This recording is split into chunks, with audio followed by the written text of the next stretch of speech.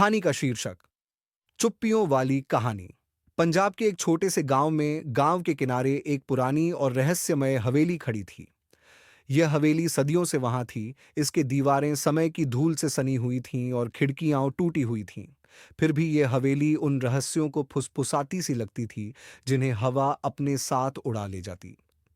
गांव वाले इस हवेली के बारे में कम ही बात करते थे और कोई भी कभी इसके अंदर जाने की हिम्मत नहीं करता था, क्योंकि यह कहा जाता था कि हवेली में एक ऐसी कहानी छिपी हुई थी जो प्रेम, विश्वासघात और एक खोए हुए खजाने से जुड़ी हुई थी। यह कहानी पीढ़ी दर पीढ़ी सुनाई जाती थी। यह कहानी एक युवा लड़की मीरा की थी, जो एक संपन्न किसान की बेटी थी और अपनी सुंदरता और बुद्धिमत्ता के लिए प्रसिद्ध थी। मीरा गांव में सभी के द्वारा प्रिय थी, लेकिन उसका दिल एक ही व्यक्ति के पास था, राजवीर, गांव के सबसे अमीर व्यापारी का बेटा। उनका प्रेम गुप्त रूप से पनप रहा था, क्योंकि उनके परिवारों के बीच सामाजिक भेदभाव था और समाज के अनुसार उनका मिलन असंभव था। एक रात, जब एक अर्धचंद्रमाकार चांद आकाश में चमक रहा था, मीरा और राजवीर ने उस पुरानी हवेली में मिलकर एक दूसरे से भाग जाने और अपने परिवारों की उम्मीदों से परे एक नई जिंदगी शुरू करने का वादा किया। लेकिन किस्मत ने कुछ और ही तय किया था। राजवीर के पिता को इन गुप्त मुलाकातों का पता चल गया। उन्होंने अपने बेटे से मिलकर उसे मीरा से मिलने से मना कर दिया और धमकी दी कि अगर वह फिर से उससे मिले तो उसे घर से निकाल दिया जाएगा। व्यापारी एक शक्तिशाली व्यक्ति था और राजवीर ने डर के मारे मीरा से मिलना छोड़ दिया। दिल टूटकर मीरा गायब हो गई और सिर्फ एक सुंदर कढ़ाई किया हुआ रुमाल छोड़ गई।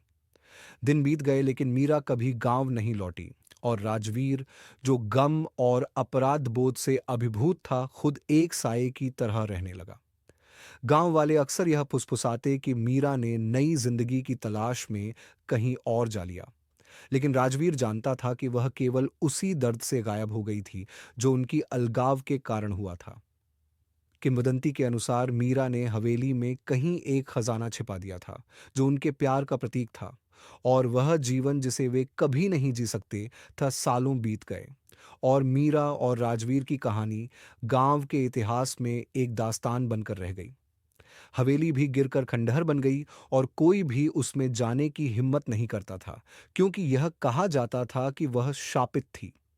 लेकिन एक दिन एक युवक अर्जुन नाम का यात्री गांव में आया।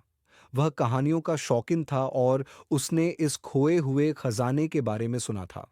उसकी जिज्ञासा ने उसे हवेली की ओर खींच लिया।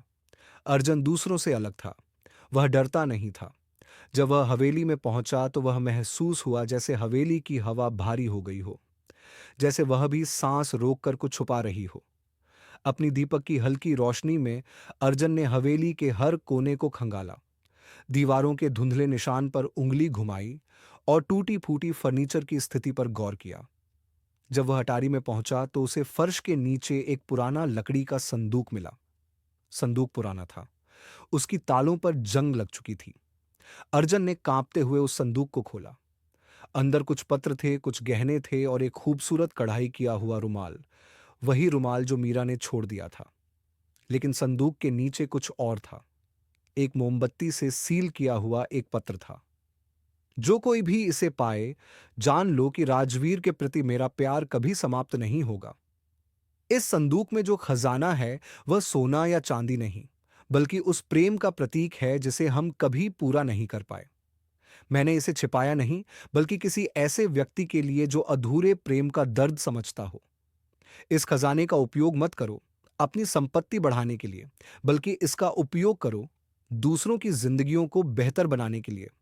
तभी हवेली का शाप मिटेगा और हमारे दिलों में शांति लौटेगी। अर्जुन खड़ा रहा। उसे अचानक एक अजीब सी शांति का एहसास हुआ। खजाना सोने या चांदी का नहीं था, बल्कि यह उस प्रेम, बलिदान और समय की यात्रा का प्रतीक था। उसने संदूक को गांव लौटाया, जहां बुजुर्गों ने उस रुमाल को पहचान लिया और उस कहानी को याद किया। उन्होंने अर्जुन से कहा कि मीरा और राजवीर का प्यार कभी नहीं भुलाया गया था और अब खजाना मिलने के साथ हवेली का रहस्य भी समाप्त हो गया था। कुछ सालों बाद हवेली को फिर से बनाया गया, लेकिन अब यह कोई संपत्ति का प्रतीक नहीं था। यह एक सामुदायिक केंद्र बन गया, जहां गांव वाले मीरा और राजवीर की कहानी से प्रेरित होकर दूसरों की मदद करने लगे। अर्जन, जो अब गांव का एक बुजुर्ग बन चुका था, अक्सर हवेली के पास बैठकर इस प्रेम कथा को सुनाता और यह बताता कि कैसे उनका प्रेम समय की सीमा को पार कर गया और सभी के दिलों में शांति और प्रेम ला दिया। हवेली, जो कभी दुख और रहस्य का प्रतीक